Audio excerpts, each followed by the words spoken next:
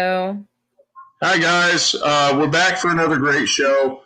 I'm doing an interview with my sister. She's a pharmacist, right? Pharmacist, Megan. pharmacist in training. Yes, I am still in school. I'm in my third year.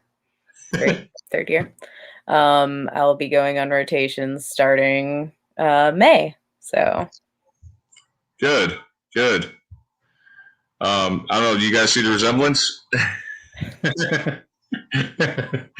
uh, anyway, so she's joined with us. I kind of wanted to ask her some questions. There were some things we had joked about after she had got the first vaccine, right, Megan? Didn't I ask you if you grew a lizard tail or something like that? oh, you asked me all types of odd questions, but yeah, lizard tail, giraffe head.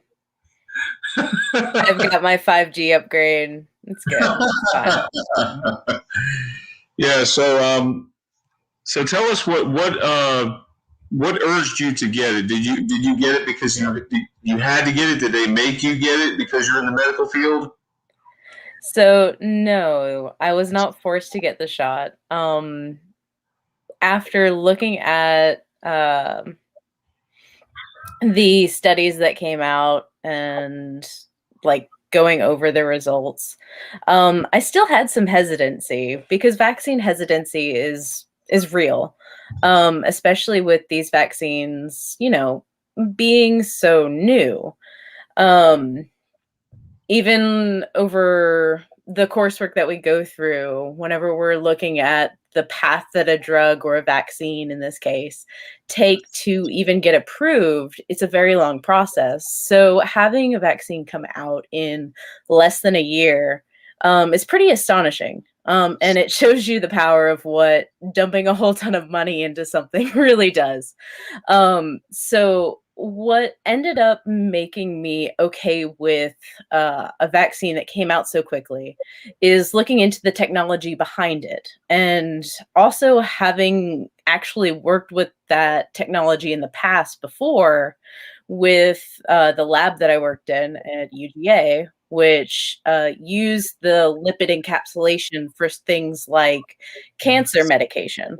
So the technology behind lipid encapsulation has actually been around for about 20 years, which is one of the things that made me realize, that even though these are very new, that it's a technology that has existed previously, and we're just piggybacking off of that technological advancement. So when I looked at both the studies, because both Pfizer and Moderna had really great results, even though those results are from those companies themselves, you don't have a secondary study that has been done by a third party yet.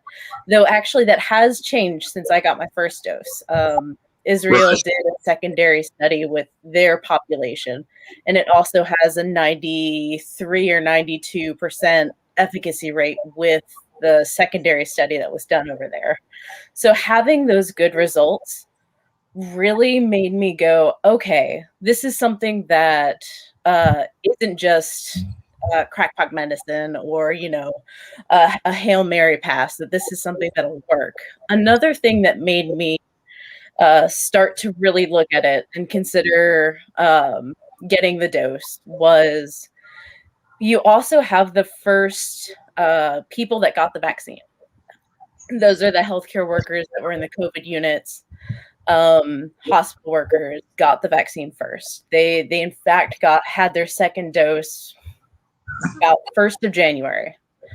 I got my dose end of January. So one of the things that you see in these hospital populations that got their first dose was the cases, or the new cases of COVID within those people, drop significantly. There's a lot of hospitals that their staff haven't been infected since they've gotten vaccines.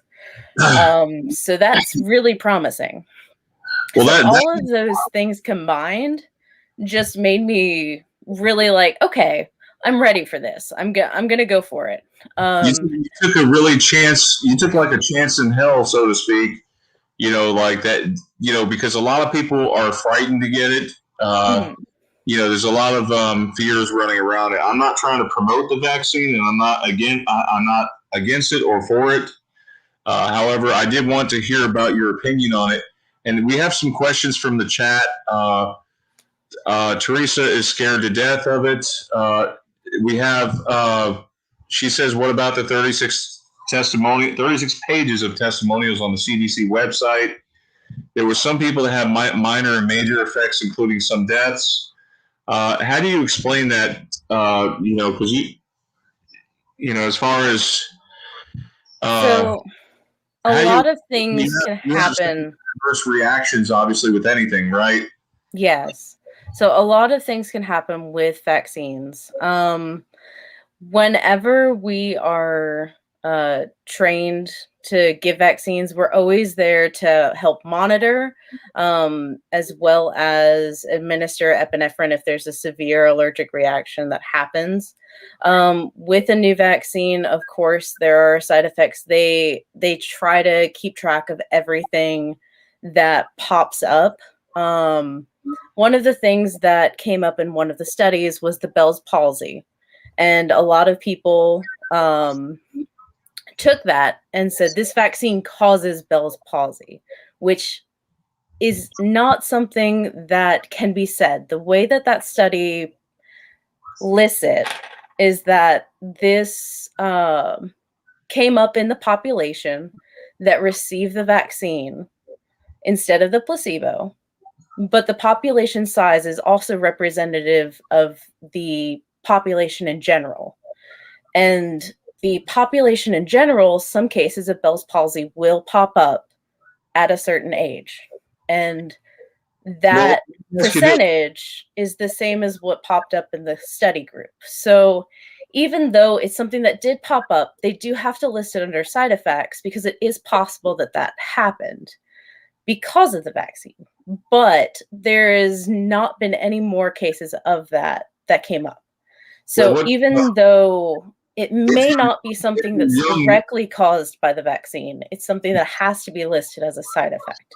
But I do understand that people can be scared to death about something that's new because it doesn't have a lot of stuff under it. Exactly. It doesn't have like a huge study platform behind it. Well, the studies that were done were huge. Flu shots. I had gotten my flu shot last year and the year before. However, the year before I got it too late.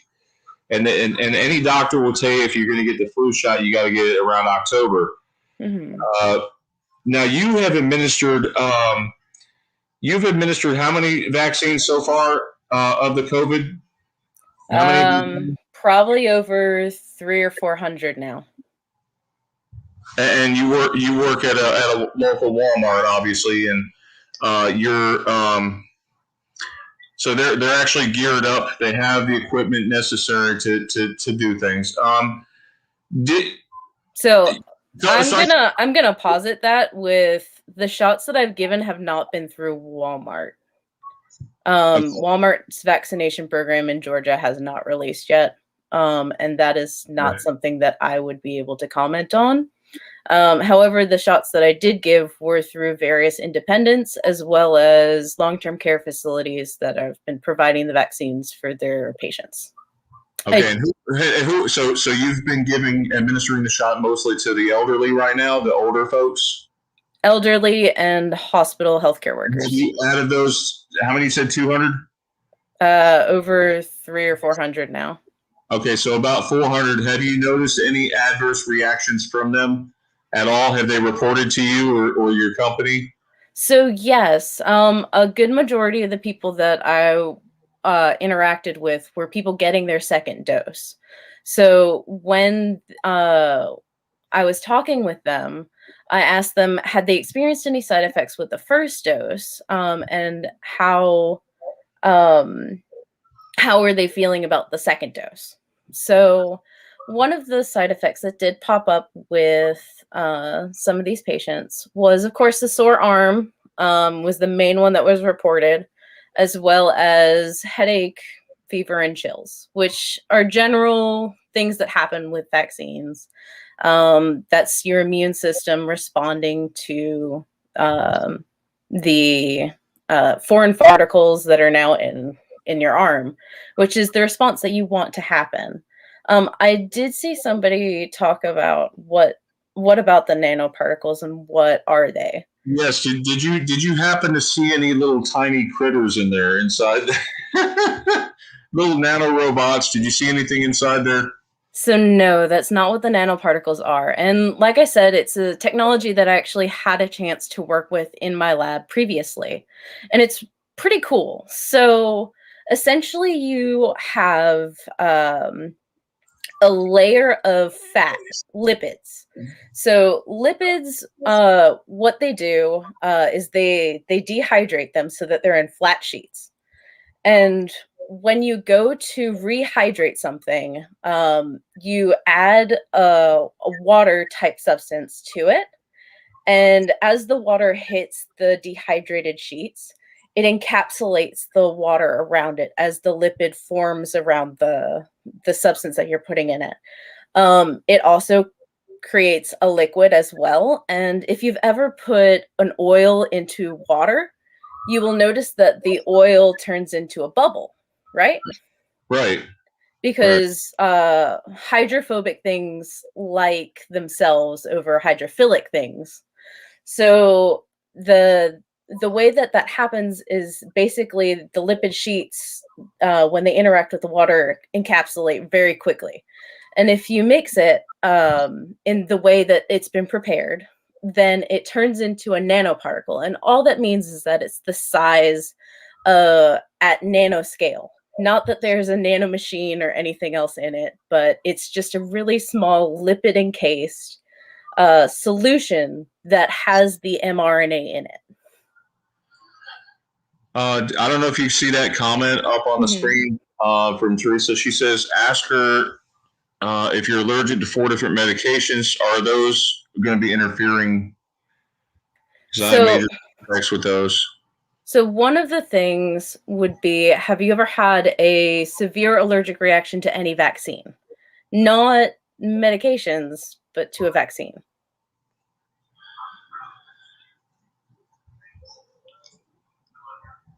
And if she has had a severe reaction to a vaccine, then that would be one of the populations that we would exclude from getting the vaccine at that time.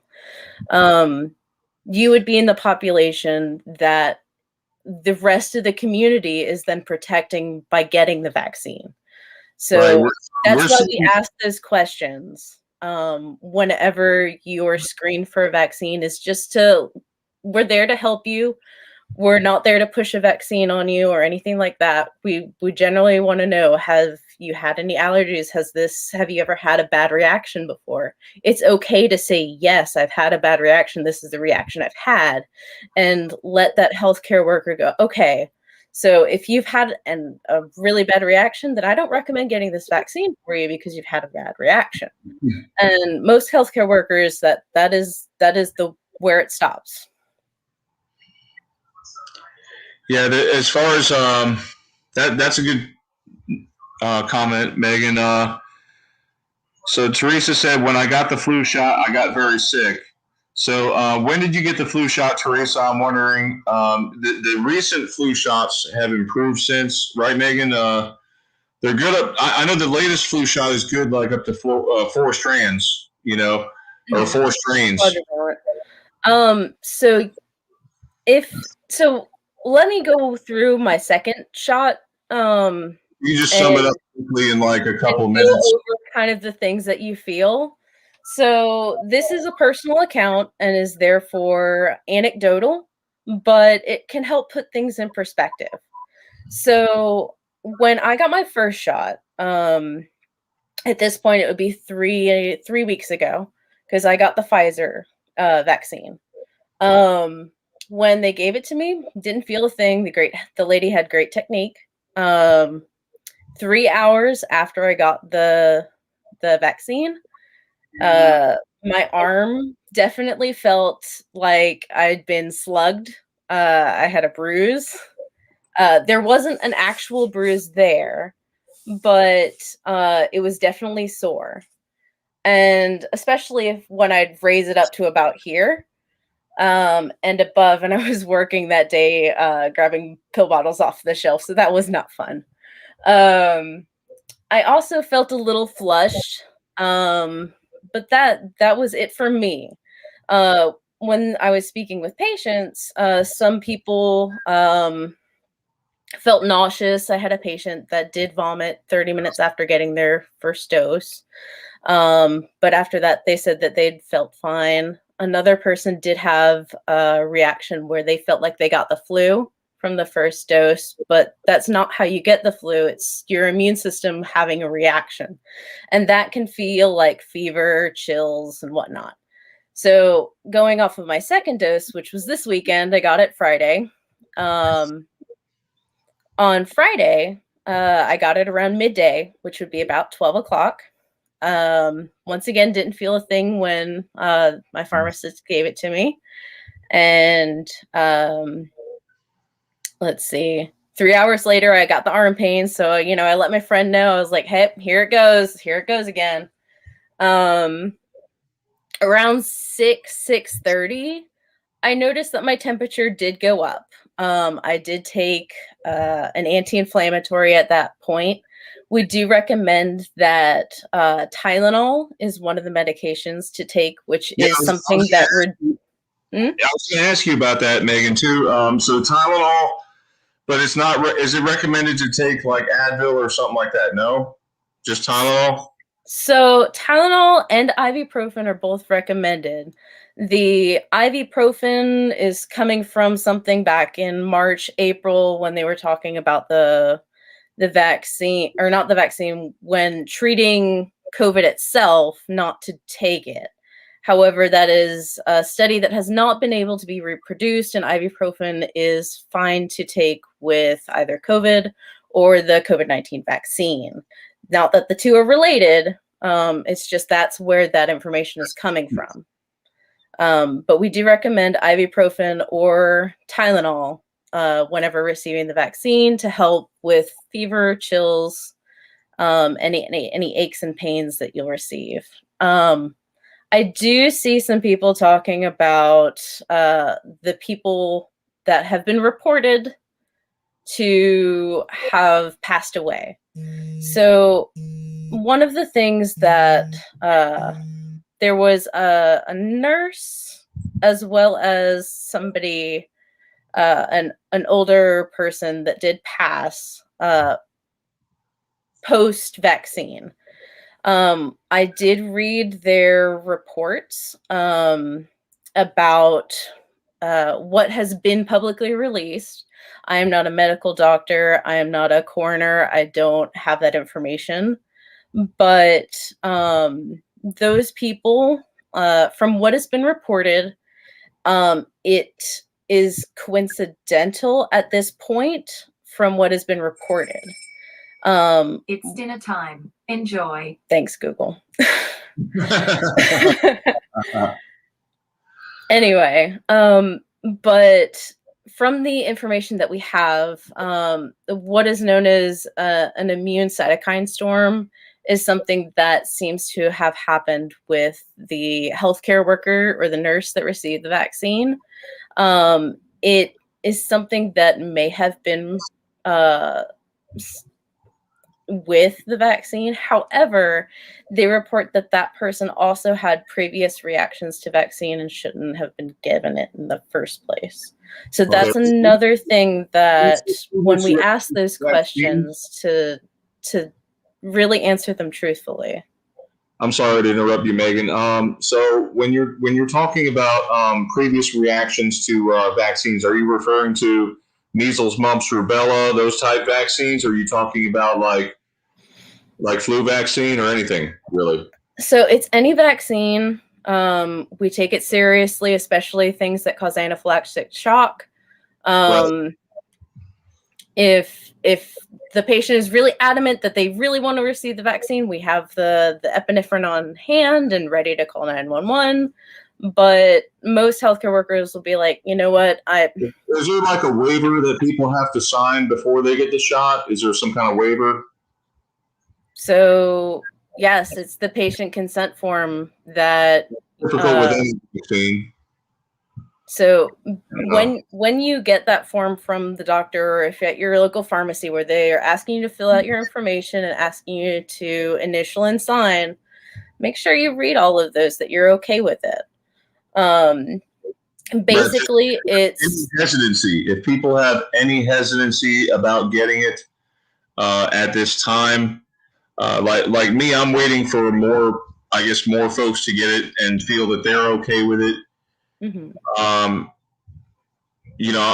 just waiting for possibly one that only requires one, such as the Johnson & Johnson, but they have to improve their numbers better before I take that. I don't know. I mean, it is crazy how fast they came out with it. They did come out with the vaccine pretty quickly. Mm-hmm. But I'm hearing all over the news, actually, as of Friday, that there was like 35 or 36 million at that time that had already received their first dose. And didn't you tell me like 17 million have already gotten the second one? Mm-hmm. I did. That was as of Friday, I think. Yeah, but if you have any hesitancy, folks, as far as if you want to wait or not take it at all, they're not making you take it, right, Megan? There's not a mandate to take it. No, there's not. Yeah, I mean, I'm not for or against it. It's up to you guys to decide. It's your body. But like my sister was saying, she had gotten it. It was okay for her. She got a good. You had obviously someone that had given vaccines before that Mm-hmm. was with you, and they had asked you all the right questions, I guess. And so you decided to go through with it. So what was running through your mind at the time? And, did you hear about any of these negative effects prior to taking the shot? Did you hear about any of those negative things, and yet you still went through with it? So I did hear about the negatives. One thing that came up a lot is that the second dose is much you experience more side effects with the second dose. And I'm not going to sugarcoat it. Yes, the second dose is rough. This is typical. If anyone has ever gotten the shingle shot in your audience, the shingle shot is a 2-dose series as well. And a lot of people report that they have worse side effects, which is more fevers, chills, feeling under the weather. The thing is that most of these side effects go away after the first 48 hours. And with that, I will say with my second dose, I did, after 6, it just went downhill from there. I had the fever, I had the chills, I had aches and pains. And you took it midday, like right around lunchtime? Yeah, I did. Did you take food or without food? The vaccine?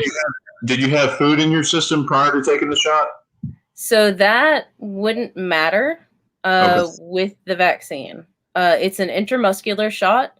The main thing with food or without food is whenever you are ingesting something orally, because it can affect the transit time of that drug and the absorption of it in your gut, whether or not it would make it absorb faster sometimes, or if it would slow the absorption time and then you'd excrete it, not getting the benefit of the drug.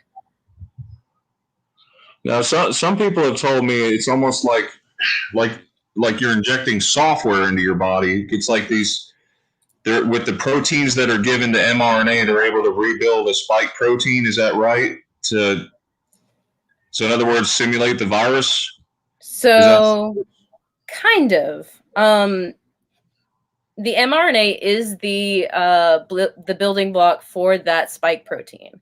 When your body, your cells take that encapsulated lipid into your cell, the cell then reads the protein straight from the capsule. It goes into your ribosomes, and your ribosome is what then reads it. It never interacts with your own DNA.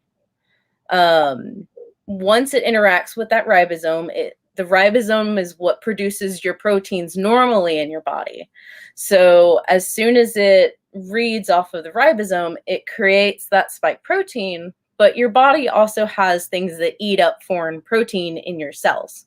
So it eats it at the same time, and it goes through your endoplasmic reticulum, which helps sort things in the body. One of the things that it can do is it recognizes foreign bits and attaches it to a protein, basically, that your immune system will recognize. Cells have a way of getting immune cells to recognize things by sticking it on something the immune cell recognizes. And then that sits on top of your cell for an immune cell to come by, pick it up, and take it over to your lymph nodes, which then have your memory cells, like your B memory cells and your T cells, which then develop the antibodies that the vaccine is meant to take.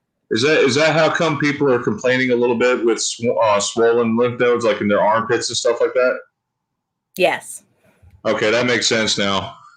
Yeah. So when your lymph nodes are swollen and when doctors do this to palpate them, they're checking for swollen lymph nodes because your body takes things to your lymph nodes, and then you have your memory cells, which then divide, and that's what causes them to swell. Is that your dividing immune cells are going, all right, it's time to go. It's time to fight the good fight. We're making soldiers, and it's sending them out. But like that's why your lymph nodes swell, is because it's the production side of those immune cells. All right. And what do you how do you explain the growing numbers of autism? I know it's a lot of people are fearful because some vaccines, I don't know, like some people have this thing about autism is related to vaccines. How do you feel when people bring that to your attention? So it's coincidence over causality. The same time that we give vaccines is the same time that the diagnosis criteria for autism, where speech and cognitive things come up, as well as the criteria that we have for diagnosing autism has developed around the same time. So I think that saying that vaccines cause autism, especially because the doctor that originally proposed that got his license revoked because it was not a good study and was not true, but has prevailed to this day because of misinformation, then... Yeah, I hear you. I'm wondering, where that actually came from, where the correlation actually came from. But anyway, so I meant to ask you, Megan, before when we were talking about the lymph nodes and everything and getting the vax. So if this is successful with growing numbers of people, do you think that they'll continue to use this kind of technology for other vaccines as well, like distribution wise? So the mRNA type of vaccine? New technology, although the study has been around for a while, correct?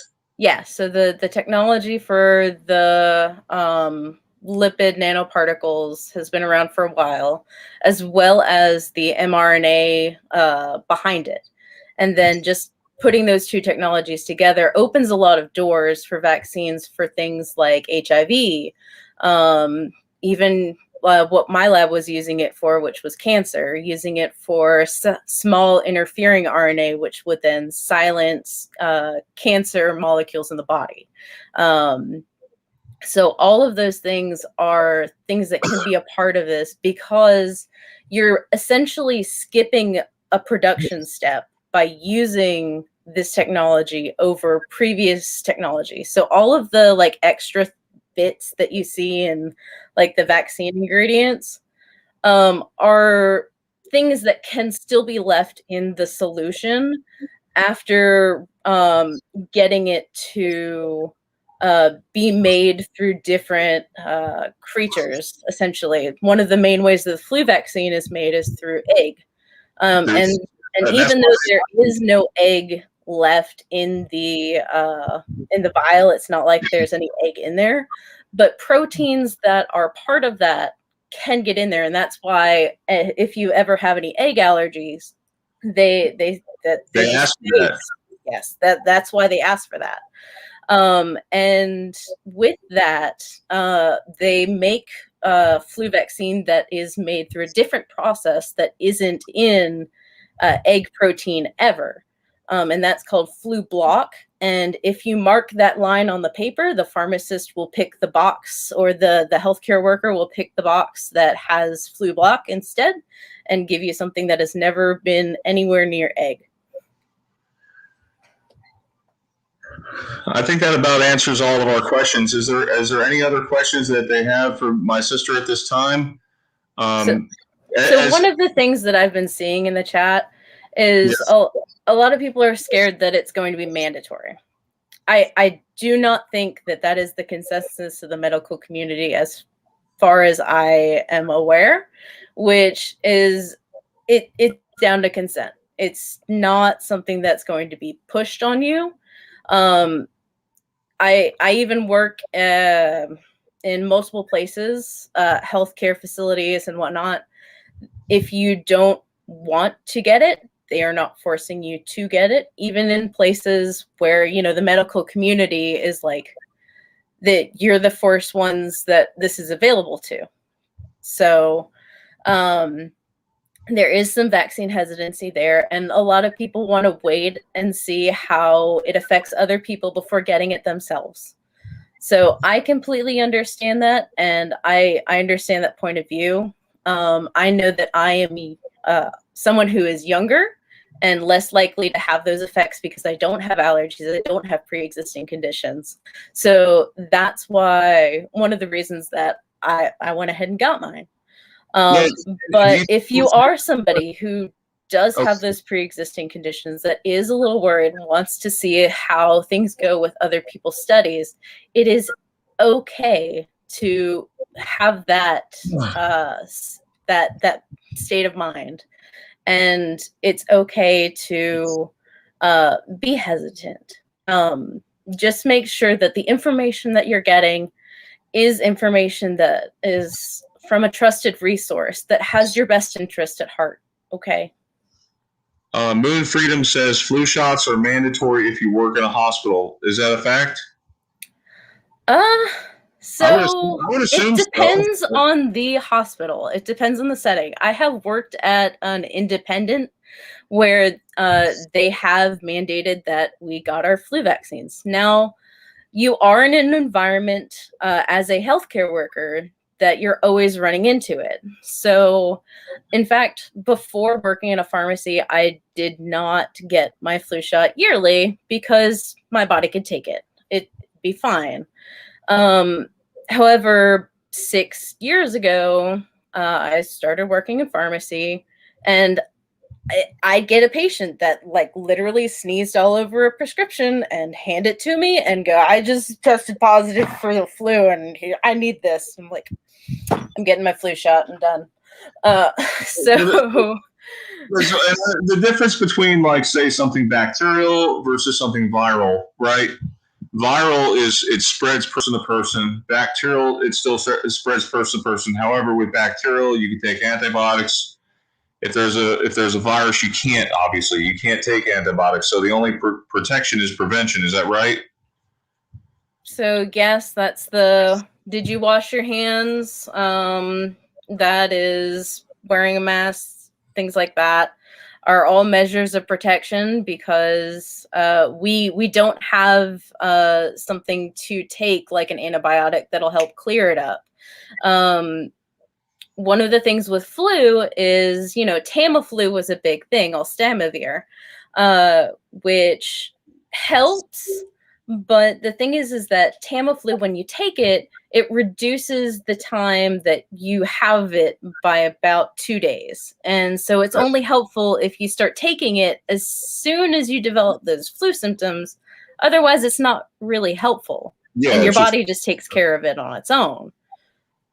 Is it wise to let your body sometimes handle these things on its own if your body is healthy? I mean, what would you say to a healthy person in trying to encourage them to take a vaccine when they don't need it per se?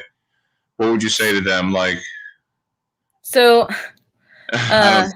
Hard question. I'm sorry. I mean that's fine. So Will, my fiance, doesn't get the flu vaccine because he is a healthy individual who would fight it off in a heartbeat. Um, in that case, it's okay to consider not taking a flu vaccine every year, especially if you never get the flu. I, however, have experienced the flu a couple of times and know that I'm susceptible to it. So that is a personal decision.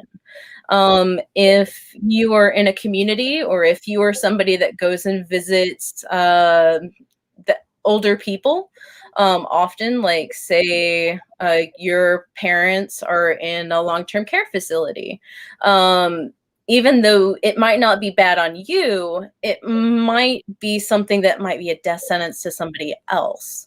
So if I were to transmit that disease to somebody else and cause their death, that would be heartbreaking for me. So that's one of the things that it's person based and it's situational based. So if you are somebody that are going into these care facilities, or if you are somebody that has a lot of interaction with your own family, and you have older parents, or have somebody in your family that's particularly susceptible, like immunocompromised or something like that, then that's something that you take on is more of how much benefit versus cost is something worth to you. We have Moon Freedom in the chat, Megan, who has said, because I got sick 3 times. The last time was the worst and the longest illness, and it worried me. I'm guessing that's the mutation. There's all the, and Teresa said, what's the difference between the strains of the COVID? Moon Freedom, I'm not sure on that one, but like I figured when you got sick with the COVID, you would be immune for at least say a couple months. But it seems like some people, and I've known somebody from my work, I can't say who it is, who has gotten the COVID twice. Like, is it true that does it really affect people sometimes multiple times? So from the data that we have, it looks like it can infect multiple times. The antibodies that are produced from an infection may not last as long, about 6 months. So if they experienced getting sick 3 times, I try to be very, very careful with, wearing a mask, washing your hands, things like that until all of this is over, especially since you had an experience where that was your worst time. Because with this virus, what we're seeing is not only the short-term effects, but also long-term effects, like scarring in the lungs, things like that. So make sure that you're taking as much precaution as possible. And I'm sorry that you experienced COVID 3 times. That's really harsh. Do you have any like? Is there anything over the counter that people can take to fight this thing, to fight this beast? So the only things that are available over the counter are things that treat the symptoms, the coughing, the body aches, things like that. So one thing that helps with coughing is dextromethorphan, which is Delsum. That's just something that helps reduce your cough. Another thing is to help with pain, which is, of course, Tylenol, which helps with the fever and pain. Ibuprofen you can take as well. And then, of course, if you're at a pharmacy at that point in time, consult the pharmacist on what dosage you might need with those. And what is Megan? What's the typical turnaround time for getting better from the COVID? Do you know? for some people it can take a while, especially if they get secondary things on top of the virus.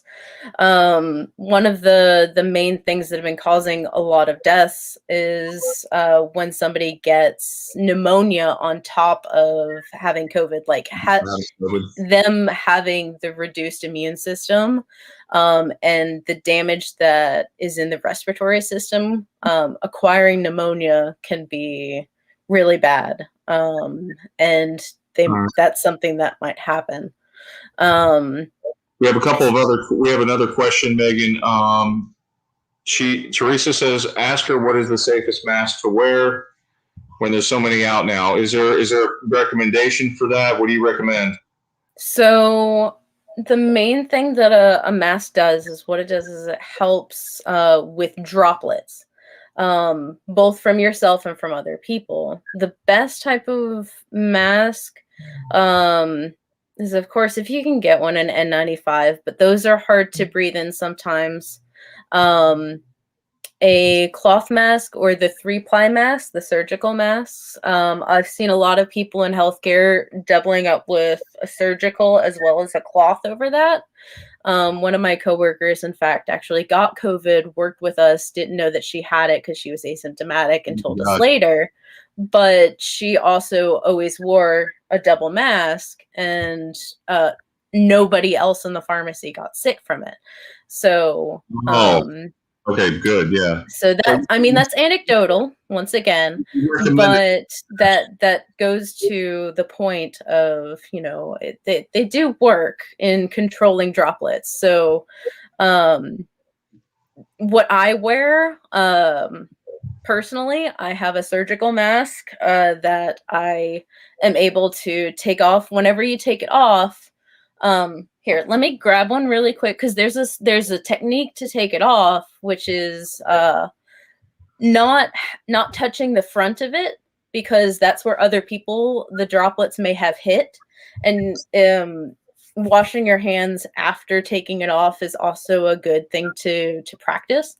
But take it off from the ear loops and then discard it from there if it's one of the discardable ones. If you're using a cloth mask, like I have made several cloth masks for healthcare around the Atlanta area, made over 80 for Emory and a couple for Piedmont. With those, once again, same thing, pull from the loops, try not to touch the front of it, and put it in your bin for washing it. Wash it daily. Those are the types of good hygiene things that you can do with those masks so that you don't get something on yourself. Is it possible to use the same mask several times throughout the day? Like, say you're going to the store and you slip it in your pocket, you take it out when you're ready to use it again. Is that possible? So, are you supposed to do that? It is possible, especially with, you know, if you don't have many on hand, or if you're using the same cloth one that day. Yes.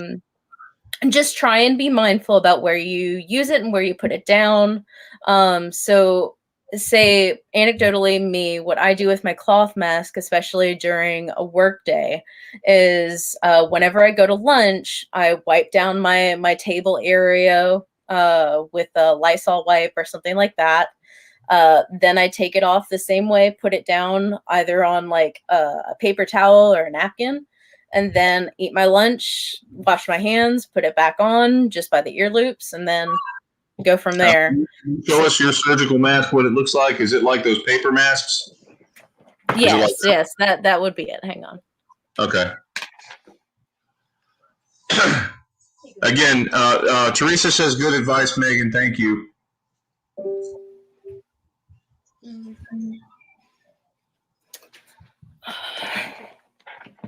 I reuse my cloth mask, but I only use it for that day, and whenever I'm done with it, yeah. So I'm sure that everyone's seen these around lately, but these are known as surgical masks. The proper way for them to be used is there's a blue side and a white side. The blue side is actually the side that goes outside of the face. And this metal bar that's here in the top part is the nose guard. So whenever you put it on, I'll go ahead and put this one on. is to do that and then pinch the nose at the cross guard. And that creates a little bit more of a seal. And if you wear glasses, the best place to put the glasses is right here, because then it can stop the fogging that happens. So, and that's the proper technique, taking it off like that and then putting it to the side. Moon Freedom, who says got infected the 3 times. Moon Freedom says, one of the times I've had it, I got it at Cheddar's restaurant. I'm serious. I went with a neighbor and she and her husband got sick too. You don't wear a mask at the table. And also, you have another comment here. Mandalani Mal says, a brave lady to be on this show. Yeah. Thank you, Mandalani. Yeah. So going to a Cheddar's restaurant, hopefully everyone staff-wise is observing the social distancing, keeping the 6 feet apart. I know there's been studies that say the virus can travel farther and it actually lingers in the air. Is that true? It can linger in the air? No. So I've heard yes and no. So those studies, people can pass one in the air, like that. They can pass one in the air and get infected by it. Is that even true? Megan, sorry.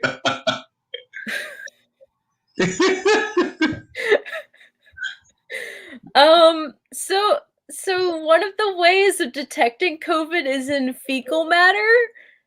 So technically, but I really wouldn't work. Hopefully you're wearing one of these, and hopefully maybe you put some like essential oil or something in there, because that's gross, Brian. You're gross. Okay, I'm sorry. It's not to be game time. We're gonna have to cut this a little short, Megan. We were supposed to go for like 15 minutes, but we had some really interesting questions in the chat, and I appreciate your time. Did you have something else you wanted to say, Megan? It's just Teresa asked, how do you feel about eating out in public? It depends on the place. It depends on how many people I'm going with. Things like that. So try to be smart about where you're going. So if one place that made me really scared was I went to mom and dad we went to Waffle House, and not downing on Waffle Houses, because I've eaten a couple of them since COVID and they've been doing really good. But this one in particular, it was just completely packed on a Sunday, and I was like, I need to get out of here. If there's a lot of people, if they're not wearing their mask right, so a lot of people will do this. This is not protecting anybody. No. A lot of people will do this. This isn't doing anything. You're just decorating your chin.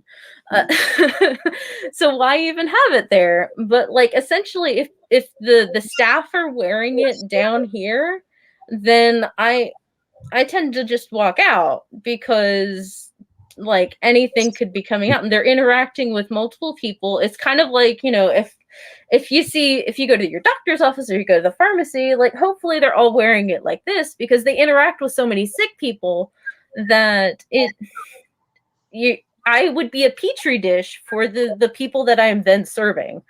And that's the same way that I think about whenever I go to a restaurant is, are the staff willing to put forth that effort? Yes, exactly. And I think that it's not just their health score that they get on a piece of paper. It's actually what they're. Yeah, like if you go in there and you as a customer go in there and you're like, I'm craving this right now, but if you see those people and you're like, I don't feel comfortable, it's okay to walk out. It's like, I'm going somewhere else. Well, thank you, Megan, for your time on this. I know we've covered a lot of questions, a lot of good ground here, and I'm glad that you were able to come out and talk about this, because I don't know how many medical people feel comfortable talking about it, but I mean, it's very important. A lot of people are scared right now. I for one, I'm waiting until more and more people get it before I decide to get it.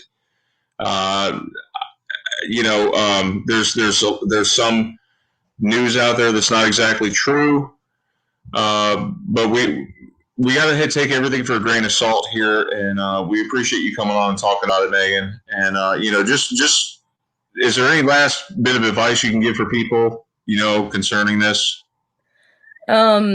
COVID in general, of course, the same things that we've been talking about: washing your hands, wearing a mask. I know I sound like a broken record saying that, but that's honestly the best thing that we have. Even with people getting the vaccines, be sure to still socially distance. Like, even though I'm fully vaccinated, I'm going to continue to wear my mask, things like that, so that we can start getting this under control and start getting us back to the place where we need to be, where this won't be something that's necessary in the future.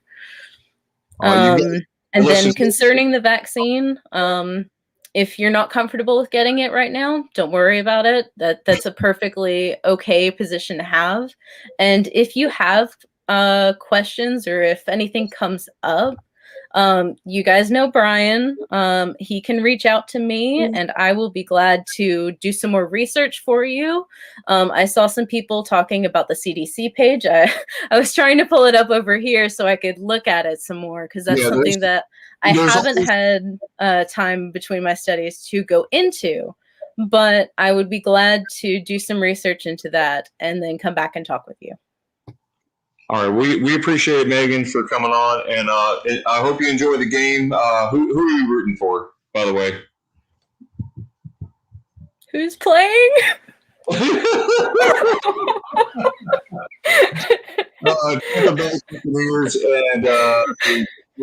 Was it Kansas? I don't have time for that. I'm studying cardiovascular right now. I need to know what happens whenever you eat all of the wings and pizza from today, and then you go to your doctor later when you have a heart attack.